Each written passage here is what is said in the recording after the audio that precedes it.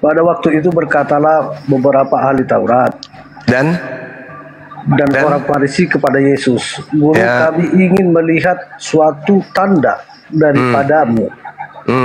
Tetapi jawab Yesus kepada mereka, "Angkatan yang jahat dan tidak setia ini menurut suatu tanda." Menuntut, bukan menurut. Baca yang betul. Menuntut suatu tanda. Bagus. Tetapi kepada mereka tidak akan memberikan tanda. Tidak akan diberikan, bukan memberikan. Baca yang betul. Tidak akan diberikan tanda selain tanda Nabi Yunus. Sebab seperti Yunus tinggal di dalam perut ikan 3 hari 3 malam. Demikian juga bumi 3 hari 3 malam. Pada waktu penghakiman, orang-orang Niniwe, demikian juga anak manusia akan tinggal di dalam rahim bumi.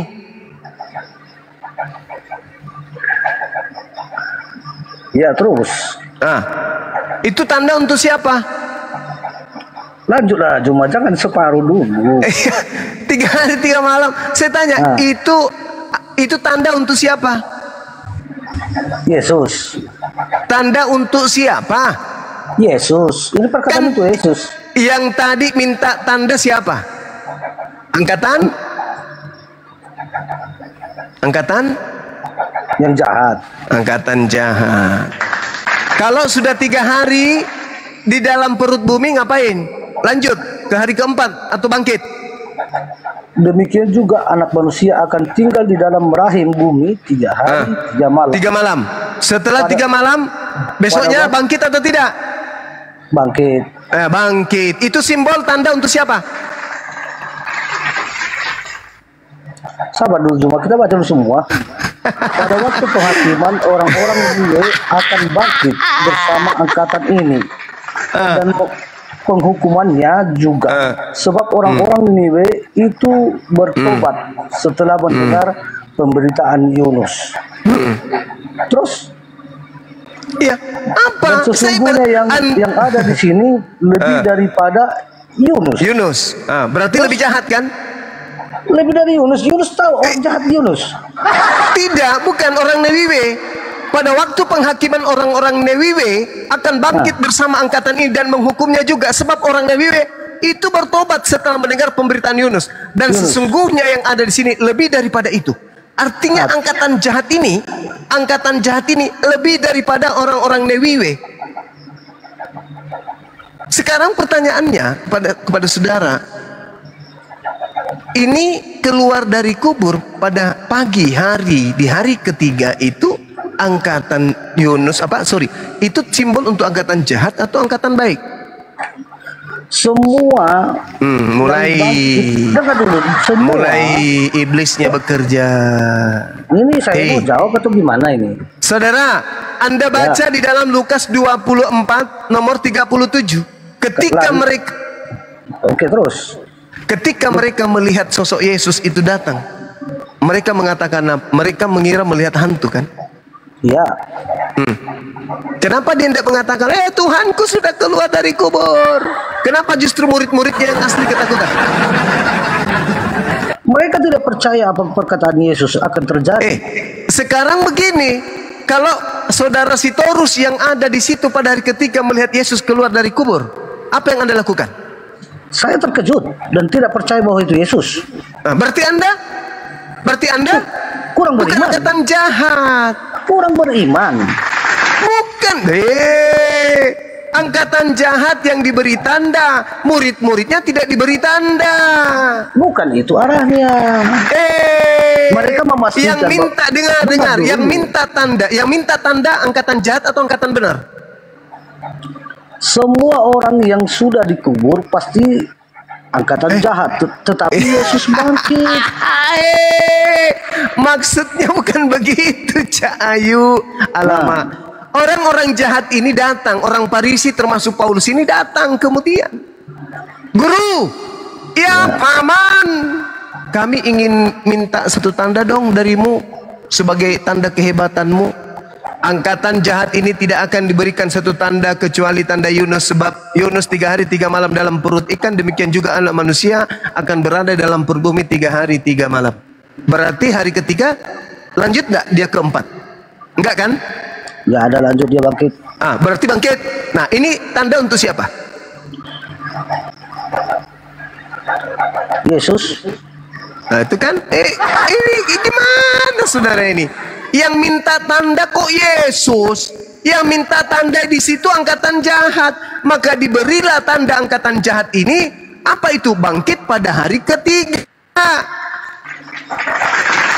Anda percaya ada Tuhan keluar dari goa kubur? Anda angkatan jahat, Cak Ayu. Makanya enyahlah daripada aku, kalian semua adalah pembuat kejahat. Ketika makhluk ini keluar, ketika keluar makhluk ini, apakah berhenti menyesatkan? Tidak. Pergilah kepada seluruh bangsa, jadikanlah seluruh bangsa menjadi muridku. Itu aksinya tuh. Dirasukinya Paulus, dirasukinya Ananias, dirasukinya Markus, dirasukinya Matius, dirasukinya semua pengarang wahyu juga dimasuki. Dirasuki semuanya. Lahirlah agama Kristen. Anda membantah saya, membantah dalil. Anda menolak saya, menolak Yesus. Anda kemudian ingkar terhadap penyampaian saya, berarti Anda kemudian ingin kekal di neraka. Dah, kewajiban saya sudah selesai. Saya tidak menghina, saya tidak menghujat, saya hanya membaca data. Anda mau percaya, silakan. Anda tidak percaya, berarti Anda termasuk orang yang unik, punya kitab tapi tidak dipercaya. Demikian sahabat-sahabat, saya ingin minum kopi dulu. Silakan. Silakan sahabat yang lain, diambil alih. Saya mau bikin masaku dulu, saya pusing. Masaku campur kombantrin. Lanjut. Masaku campur kombantrin. Sehat.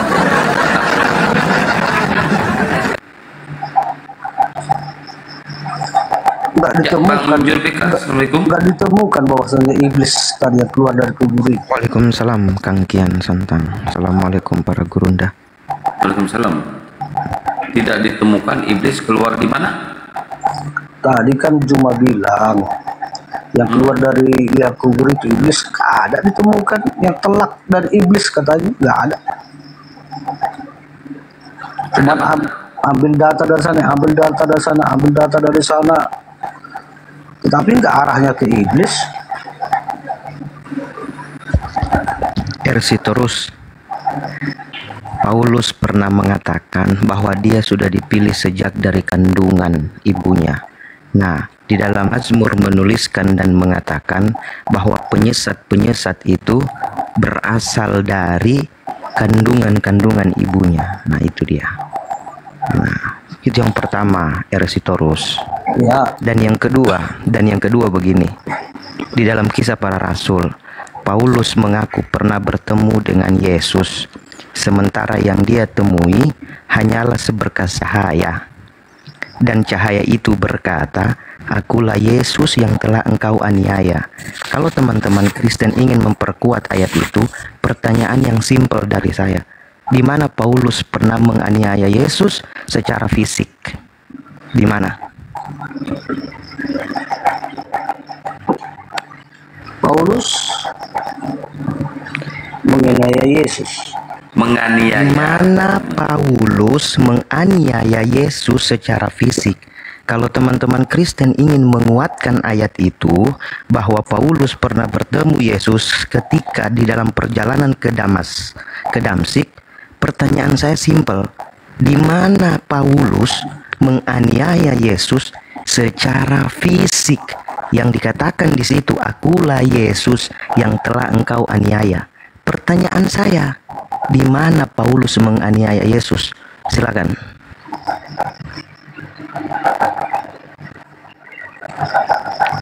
Ya, jangan macet Bang Storus. Mungkin penganiayaan secara rohani mungkin ya.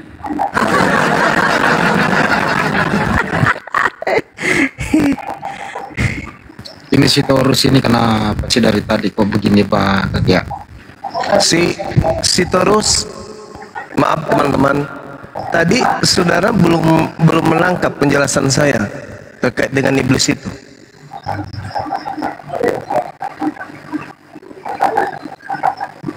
Belum.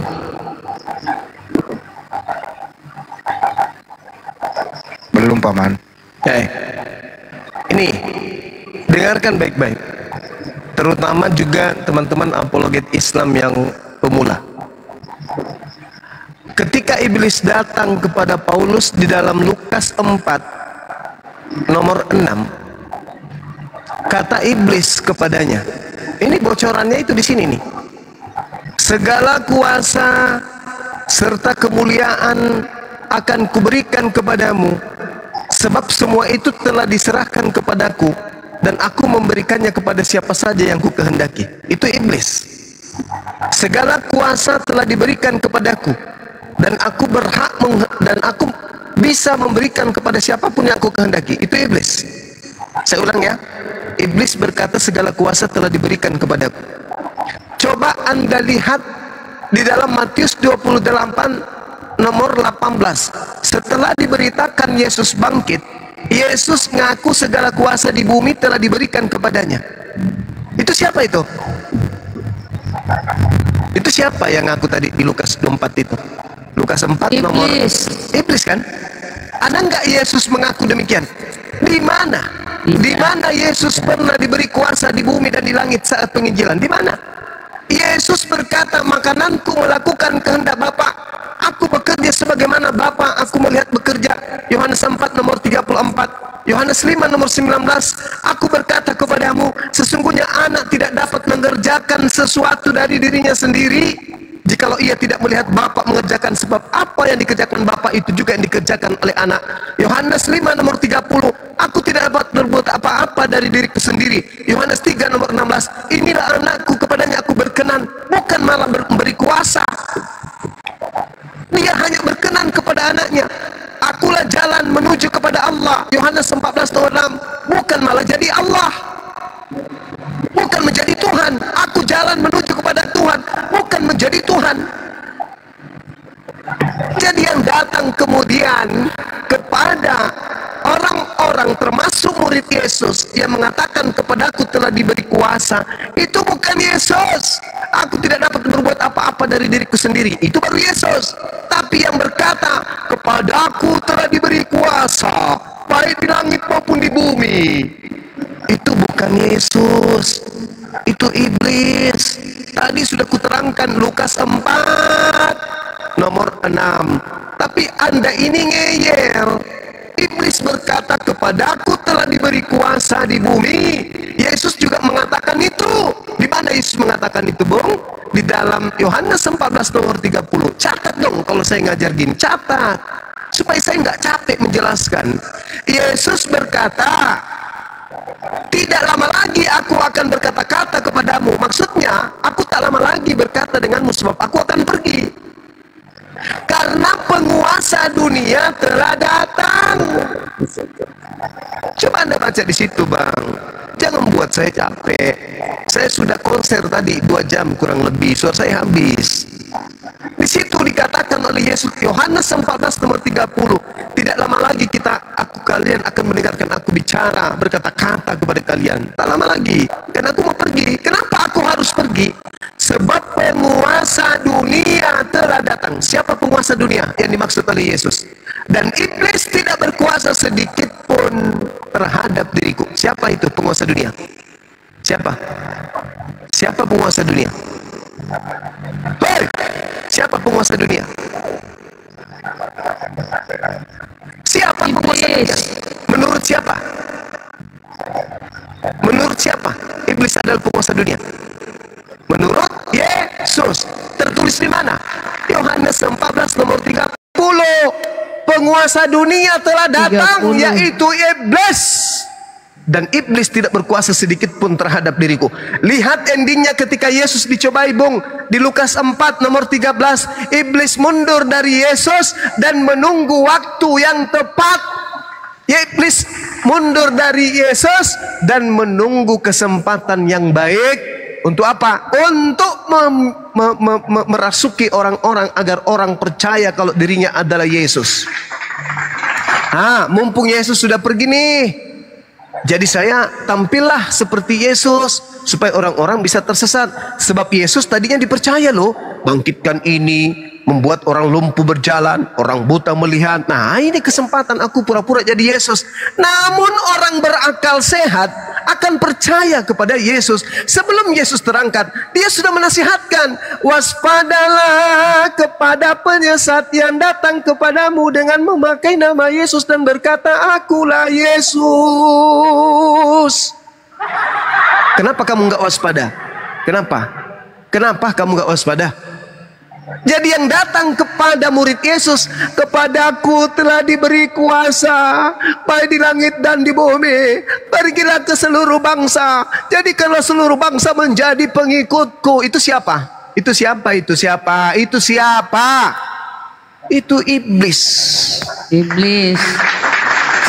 Jadi yang kau sembah melalui Yesus itu iblis.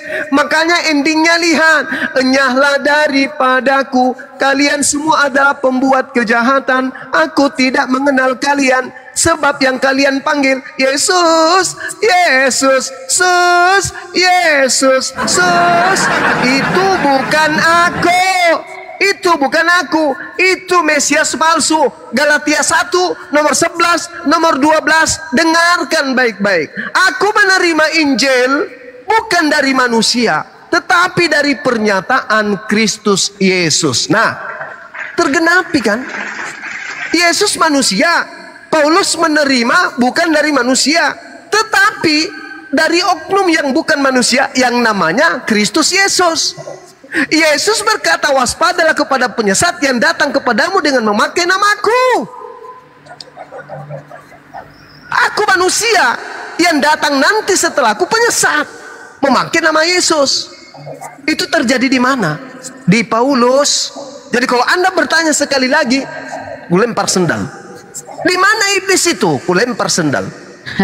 Karena Lukas 4 nomor 6, iblis sendiri mengaku, kepadaku telah diberi kuasa. Yohanes 14 nomor 30, penguasa dunia telah datang, yaitu iblis. Kurang apa lagi coba? Yang mendirikan agama Kristen adalah Paulus. Yang diusir kemudian kelak adalah Kristen, pengikut Paulus. Kurang apa lagi coba? Cuman iblis yang ada di dalam diri Anda itu sudah kuat kali, Bang. Anda makan babi dari kecil, makan anjing, makan monyet, makan kera, makan biawak, makan kuda nil, singa, kemudian ular naga, apalagi dinosaurus. Anda makan semua, maka semakin kuat, ya, semakin kuat pengaruh iblis pada diri Anda. Tapi mohon setelah ini coba kurangi makan babi. Kurangi makan babi supaya aliran darah Anda itu bersih masuk ke otak, supaya Anda bisa mendengarkan penjelasan-penjelasan penginjilan seperti ini dengan baik. Saya ulang lagi ya, aku udah capek. Pembantrin udah habis, podrek sudah habis, komik sudah habis, kopi pun tak ada. Orang sudah pada tidur, aku di gunung seorang diri. Ini udah pukul 2, tak ada yang bisa membuatkan saya kopi. Oleh karena itu saya buat sendiri dulu. Permisi. Semoga saudara Sitorus bisa mendapatkan pencerahan dan edukasi yang baik. Ya, silakan teman-teman. Ya. Oke, nggak apa-apa, nggak masalah. Itu bukti bahwa iblis yang ada dalam diri Anda itu sangat kuat. Oke, thank you. Itu bahasa iblis semua. Nggak masalah, Bang, nggak masalah. Iblis saya tahu kalau iblis saudara sudah merasukimu. Saya tahu kalau saudara Sitorus itu sebenarnya menyadari kebenaran apa yang saya sampaikan. Hanya karena iblislah yang menuntun Anda untuk menolak kebenaran itu. Ingat, saya membaca Bible. Saya membaca Bible. Ingat, Bung, ya, saya tidak membaca Quran, saya baca Bible. Sekarang, iya, neraka juga butuh penghuni. Jadi saya tidak membutuhkan juga Anda harus sadar hari ini juga. Tapi ingat, renungkan keselamatan Anda. Iblis butuh teman di neraka. Demikian, udah. Sip babami, diam. Silakan yang lain. Itulah bahasamu gak enak. Ya, ini Petrus Muslim Bapak Kristen Petrus. Coba saya sebentar sama Sitorus. Sitorus mendengarkan suara saya, Bro? Ya, siap. Benar. Ini kan sudah ada detik terakhir ya. Okay. Sitorus kan masih sehat ya, Bang ya? Masih. Waktu kecil nggak pernah mengalami musibah jatuh misalnya gitu, nggak pernah kan? Kurang tahu kalau masalah kecil. Tapi masalah kepala kan aman ya Bang ya? Selamat pernah ya? malam semuanya. Ntar dulu yang lain, ntar dulu. Oh, Ntar dulu ya. Ya Pasitoris ya, masalah kepala nggak pernah kan? Aman kan? nggak pernah. Ada apa? Oke. Apa bedanya manusia dan Tuhan Bang? Manusia tidak bisa berbuat apa yang dibuat oleh Tuhan. Pintar. Berarti selamat. Lulus, nggak pernah jatuh di waktu kecil. Yesus manusia nggak Bang? Yesus manusia selama 30 tahun. Artinya Yesus tidak bisa berbuat apa-apa tuh waktu 30 tahun. Ya, ketika dia menjadi masih manusia. Lulus. Lulus. Waktu Yesus manusia di muka bumi, siapa Tuhannya orang-orang sejaman dengan Yesus? Allah Bapa. Lulus, pinter. Lulus. Nah, setelah sekarang Yesus enggak ada, siapa Tuhannya Kristen? Allah Bapa. Lulus. Sekarang Yesus sebagai apa? Allah Bapa itu sendiri. Tidak lulus.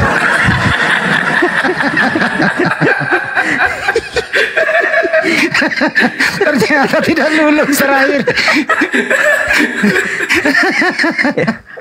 Langsung merah rapor merah. Gimana Merah ceritanya bro? Gimana sih bro? Lanjut Bang. Bagaimana ceritanya dari manusia biasa kok menjadi Bapak itu sendiri? Gimana ceritanya? Apa Anda tidak tahu dia bangkit? Lu nggak tahu Banyuma lagi ngaduk kopi tuh jatuh kopinya kenapa nih? Saya mau tanya ya. Apa sih? Mundur lagi ya. Diam dulu kau. Saya lagi sama si Torus. Oh begitu. Iya, sabar dulu Rafa. Kau nggak baru naik. Saya 6 jam loh menunggu baru ngomong. Kau baru naik langsung mau ngomong enak aja loh. Saya Tunggu mau dulu ngobrol sama sebentar. kamu, Pak Handi. Sabar dulu ya Bang ya. Oke. Ya orang sabar itu Bang, pantatnya lebar. Gak apa-apa lah. Wah, pantat saya kecil gimana dong? Ya berarti kamu nggak sabar orangnya. Oh gitu. Ya. Oke. Nggak lulus lagi lu. Awas lu nggak lulus nih. Ngulang lagi. Jangan sampai lu nggak lulus. Saya ulang lagi Lanjut. ya. Pasti terus. Ya. Ya. Boleh dimundurin apa dimajuin nih Bang? Oke. Pertengahan aja deh.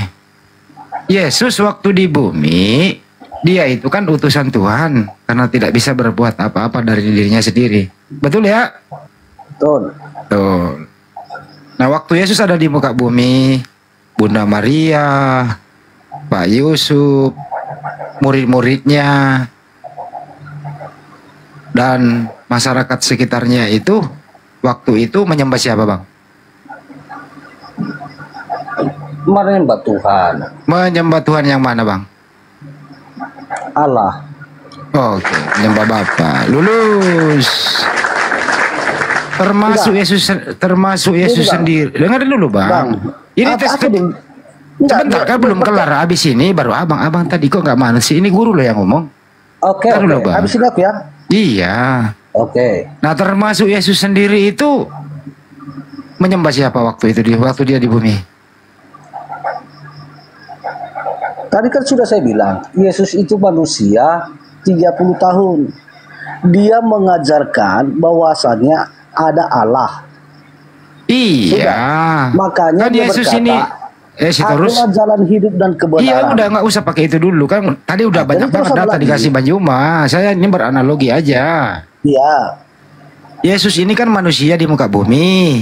Iya. Nah, manusianya Yesus ini bertuhan kepada siapa? Kepada Allah. Oke. Jadi termasuk Yesus juga bertuhan. Pintar lulus. Nah, setelah Yesus terangkat ke surga, itu Yesus itu terangkat semua sama fisiknya atau hanya rohnya saja? Semua. Jadi Yesus di surga itu masih status manusia. Betul apa betul? Di surga. Ya. Yesus Keluar dari kubur masih berbentuk manusia. Gini aja bang, biar aku yang jawab, biar lebih jelas. Itu pertanyaan abang bolak-balik itu aja nanti. Ya, ini waktu Yesus terangkat ke surga, dia masih berbentuk manusia atau sudah tidak lagi? Silakan. Oke bang, aku sekarang ya. Ya. Ya, waktunya udah habis Bang Sitorus. Terima kasih. Terima kasih. Enggak, bercanda bang. Terusin bang. Gini loh, ada seorang pengusaha. Lo kok pengusaha? Dengar dulu. PT-nya apa? Nama PT-nya apa bang? Dengar dulu. Oh iya. PT Nunggul Jaya. Mau dengar ya? Iya, mau dengar bang. Nah, ada seorang pengusaha. Iya bang. Di perusahaannya itu memiliki begitu banyak karyawan. Dan karyawannya itu ada yang kerja tidak bagus, ada yang bagus. Dan pengusaha ini mau mengajari karyawannya berbuat bagus. Caranya dia pergi ke perusahaannya dengan menyamar sebagai kuli. Sudah. Dan dia masuk ke perusahaannya itu harus melalui lamaran. Sudah. Sampai di perusahaannya dia memberikan contoh yang baik kepada anggotanya. Pertanyaannya siapa drakor di TikTok loh. Pertanyaannya saya bisa jawab, saya nggak kenal direkturnya siapa, perusahaannya siapa, alamatnya di mana, yang menyusup siapa, saya nggak kenal bang. Gimana saya mau jawab? Setelah dia menjadi kuli, bosnya itu siapa sekarang? Dia udah kira-kira gajinya waktu jadi kuli berapa bang per hari? Nah itu pertanyaan itu kamu nggak tahu jawab. Seperti itulah perjalanan. Orang situ yang bawa perusahaan gue nanya kok. Tadi kamu nanya saya jawab. Ini saya tanya jawabanmu bertanya lagi. Ya kamu kan ngomongin perusahaan. Perusahaan itu saya nggak kenal. Seperti itulah. Seperti siapa bang? Cerita perjalanan Yesus. Oh jadi Yesus ini nyamar jadi kuli. Nah itu. Oh berapa gajinya per bulan bang? Udah itu pertanyaan jawaban begitu kan. Nah, waktu Yesus sudah nyamar jadi kuli, selesai urusannya di bumi, udah bang gantian lah bang, bang gantian, kan saya lagi ya bang. Ketika pengusaha itu jadi kuli, siapa sekarang bos? Makanya saya lagi nyambung cerita abang nih. Nah, setelah Yesus selesai dia menyamar jadi kuli, dibunuhlah dia di tiang salib. Mungkin kena ibaratkan di perusahaan lah, di perusahaan. Nggak bisa kau jawab kan? Saya dulu. Nggak bisa kau jawab. Iya nggak apa-apa, nggak bisa bang. Ya udah apalagi kalau udah bisa kau jawab apa lagi? Nah setelah dia selesai menyamar jadi kuli, terangkat dia ke surga, itu sama pakaiannya waktu dipakai kuli atau ganti baju bang? Pertanyaan saya tadi jawab dulu. Pertanyaan abang saya jawab ya. Jadi waktu dia jadi kuli itu bang, dia menyamar. Ternyata dia bos. Nah, tapi ada satu yang tidak senang sama dia, namanya Yudas. Ini Yudas memang kurang ajar. Udah tahu bos yang menyamar tetap selalu diintimidasi. Gajinya semua diambil sama Yudas. Nah itu cerita akhirnya Yudas berselisih paham untuk membunuh dia sama iblis. Begitu bang kira-kira jawabannya bang. Bosnya siapa sekarang setelah? Bosnya namanya siapa ya? Siapa nama bosnya bang? Lupa saya. Udah lah bos, udah. Sukijat. Siapa tuh? Tuki mana apa siapa? Siapa nama bosnya bang? Kamu yang jawab biar aku gitu jawabnya. Kamu yang nanya. Nah sekarang waktu Yesus naik ke surga itu bang, dia jadi Tuhan apa masih jadi manusia bang? Tanya Yesus lah. Orangnya udah nggak ada bang, gimana dong? Ya berusaha lah. Caranya gimana bang? Ya cari sendiri, kamu kan pintar. Gimana caranya? Saya udah cari nggak nemu. Loh kenapa nangis? Kamu yang nangis, kamu yang kumur-kumur. Jadi Yesus di surga itu masih anaknya Maria ya? Tanya Maria lah. Maria udah nggak ada. Usahakan. Bagaimana caranya?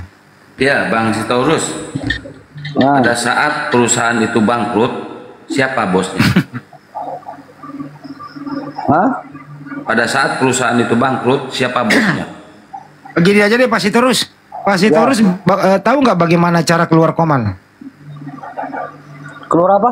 Bagaimana cara keluar dari room ini? Tahu nggak caranya bang? Tahu bang, tahu. Biar keluar apa ya? Coba praktekin bang.